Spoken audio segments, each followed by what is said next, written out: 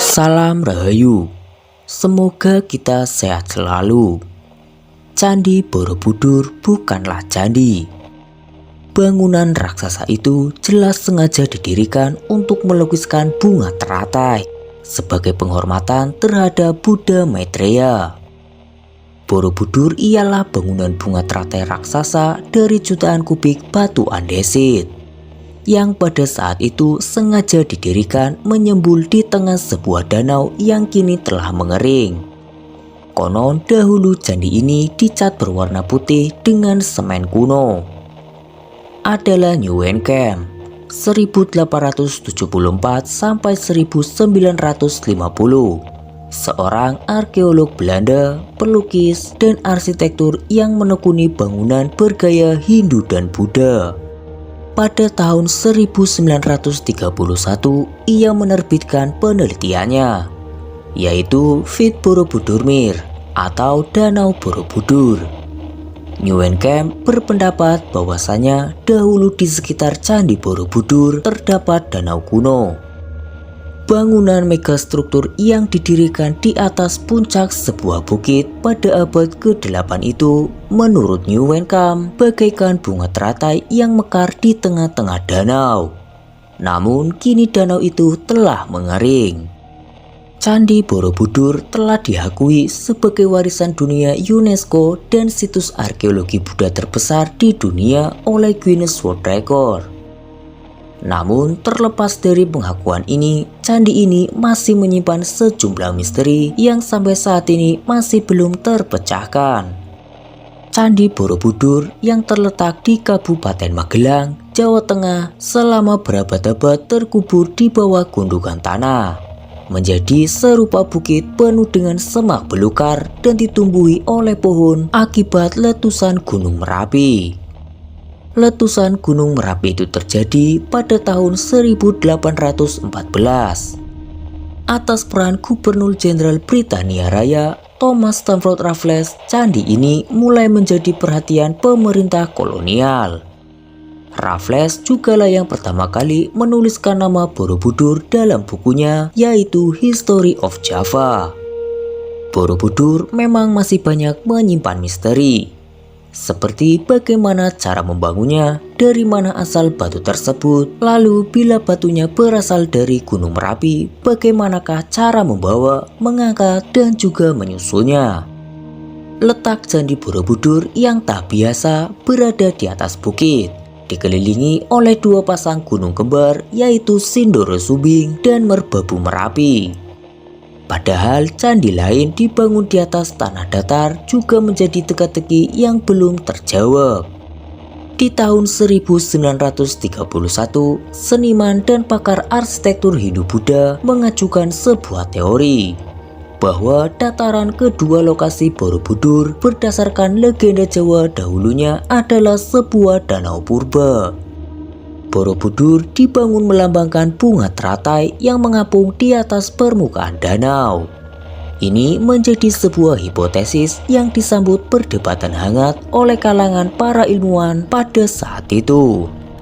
Dalam bukunya Fit Borobudurmir atau Danau Borobudur, Nguyen Kem beranggapan desain arsitektur Candi Borobudur pada dasarnya merupakan representasi dari bentuk bunga Padma atau lotus, semacam simbol kesucian dalam Buddhisme. Desain bangunan ini diibaratkan menyerupai ceplok bunga teratai, dengan danau dan bunganya mengelilingi bakal buah yang terletak di tengah-tengah kolam, tulis Nguyen Kem. Pada awal 1932, Nguyen Kem kembali menulis opininya, yang tertulis di jurnal Netherlands in the Old and New. Dia mengatakan bahwa bangunan raksasa itu didirikan untuk menuliskan bunga teratai sebagai penghormatan atas Buddha Maitreya. Menurutnya, secara mitologi, sosok ini dinarasikan lahir dari rahim bunga teratai. Borobudur ialah bunga teratai raksasa dari jutaan kubik batu andesit yang menyebul di tengah sebuah danau. Kemudian di tahun 1937, dirinya kembali melakukan penelitian lanjutan dengan mempelajari topografi daerah di sekitar Candi Borobudur. Hasil penelitian ini pernah dimuat di harian Algemeen Handelsblad pada 2 Mei 1937, lengkap dengan gambar peta dan daunnya. Dari rekonstruksi diandaikan Candi Mendut dan Candi Pawon yang berada pada garis lurus dengan Candi Borobudur berada di daratan dengan lokasi di tepian danau.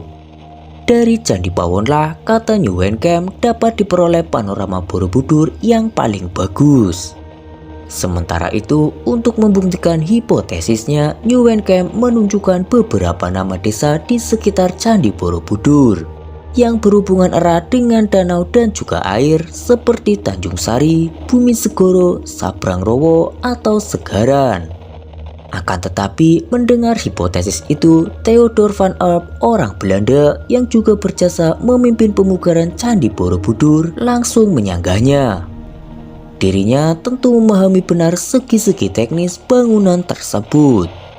Dalam catatan Van Erp, Candi Borobudur dibangun dari 2 juta kubik batu andesit yang terdiri dari 1460 panel bergambar dan 1212 panel dekoratif dan juga 504 patung Buddha 3 dimensi plus 1 stupa besar dengan diameter 52 kaki. Berdasarkan pengetahuan dan argumentasi dari segi teknis bangunan itulah Van Erp mengkritik fantasi New Camp. Pasalnya, hipotesa ini tidak didasarkan prasasti yang menyebutkan adanya lingkungan danau di sekitar candi. Meskipun demikian, sejak New Camp mengemukakan hipotesisnya ini, dirinya berhasil merangsang ilmuwan lain agar membuktikan hal tersebut. Beragam ilmuwan hingga tokoh nasional pun mulai mencari pembuktian akan hipotesis ini. Kemudian pada tahun 1964 ketika pemerintah Indonesia merencanakan pembangunan Tugu Nasional, hipotesis ini kembali mencuat, yaitu Presiden Soekarno menyarankan replika Candi Borobudur ditempatkan pada lanskap danau supaya tampak lebih indah. Merespon ide tersebut, dikerahkanlah tim geologi Bandung untuk melakukan penelitian lapangan di daerah Borobudur. Hasilnya ditemukan adanya sisa-sisa lapisan endapan tanah yang memberi kesan bahwa sebagian wilayah itu dahulunya pernah digenangi oleh air. Namun keraguan kembali muncul setelah peneliti berkebangsaan India yakni Tanikai Moni melakukan riset di kawasan Borobudur pada tahun 1983. Disebutkan bahwa dalam penelitian dengan pendekatan palinologi tersebut ternyata gagal menemukan serbuk sari tanaman air. Dalam bukunya Palynological Investigation on the Borobudur Monument, dirinya menyimpulkan bahwa tidak ditemukan sedikitpun polen sebagai indikasi adanya tumbuh-tumbuhan rawa atau tanaman air.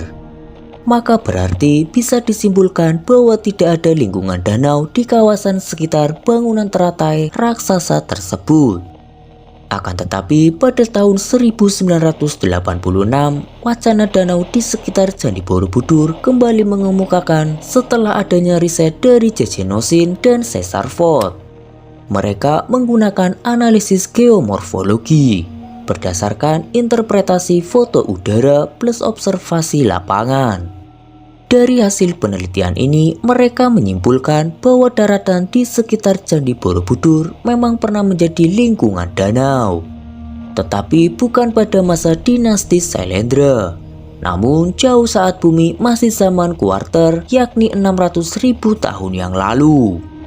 Riset ilmiah tidak berhenti di situ. Geolog asal Indonesia yaitu Helmi Nurwanto memiliki bukti dan hipotesis lain. Dengan pendekatan geologi, dirinya justru menemukan endapan batu lempung yang mengandung serbuk sari tanaman komunitas rawa. Sedangkan berdasarkan penelitian radiokarbon C14 dengan mengambil berbagai sampel dari areal seluas 10 x 8 km di sekitar Candi Borobudur, dia sampai pada kesimpulan bahwa lempung itu mengandung serbuk sari tanaman air. Dari sinilah dirinya menyimpulkan terbentuknya lingkungan danau sudah terjadi mulai kala Pleistosen atas dan berakhir jauh setelah Candi Borobudur itu dibangun, yakni pada kisaran akhir abad 13. Atau dengan kata lain, danau itu, sebutlah Danau Borobudur, telah menggenangi kawasan ini pada kurun 22.000 hingga 660 tahun silam. Dia menyampaikan proses hilangnya danau itu dapat diamati dari material penutup endapan danau yang merupakan hasil dari aktivitas vulkanis, tektonis, gerakan massa tanah dan batuan, serta aktivitas manusia. Saat ini danau purba itu dapat dikenali dengan singkapan endapan danau berupa lempungan hitam yang tersingkap akibat proses geomorfologi, diantaranya di lembah Sungai Pacet di kaki Bukit Tidar, Metro Yudan. Itulah kisah tentang Candi Borobudur yang ternyata bukanlah candi. Bagaimana menurut Kamrademi Massa? Jika Kamrademi Massa memiliki pendapatnya tersendiri, tulis saja di kolom komentar. Sampai jumpa di kisah-kisah selanjutnya.